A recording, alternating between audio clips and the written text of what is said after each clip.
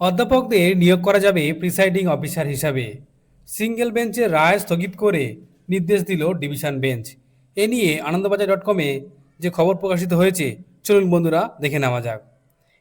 ভোটে কলেজ ও বিশ্ববিদ্যালয়ের সহকারী অধ্যাপকদের প্রিসাইডিং অফিসার হিসাবে নিয়োগ নিয়ে নির্বাচন কমিশন যে সিদ্ধান্ত নিয়েছিল সেটাই বহাল থাকবে।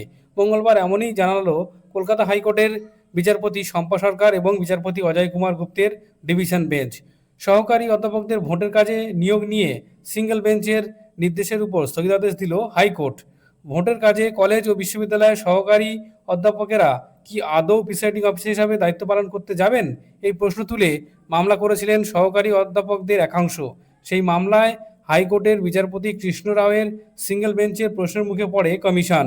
ভোটের কাজে কেন সহকারী অধ্যাপকদের নিয়োগ করা হচ্ছে, কমিশনের কাছে জানতে চেয়েছিলেন বিচারপতি রাও, কিন্তু আদালতের সেই প্রশ্নে কোনো সদুত্তর দিতে পারেনি কমিশন।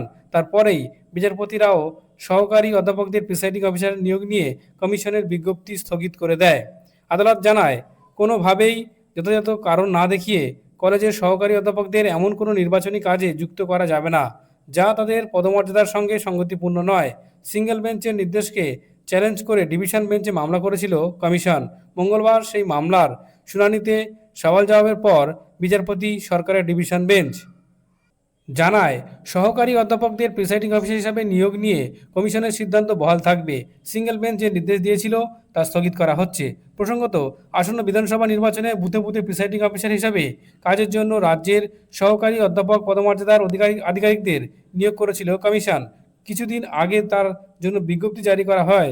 প্রিসাইডিং অফিসার হিসাবে তাদের পৃথক প্রশিক্ষণ দেওয়ার কথাও জানায় কমিশন। অনেকেই ইতিমধ্যে প্রশিক্ষণ নিয়েছেন বা নেওয়া শুরু করেছেন।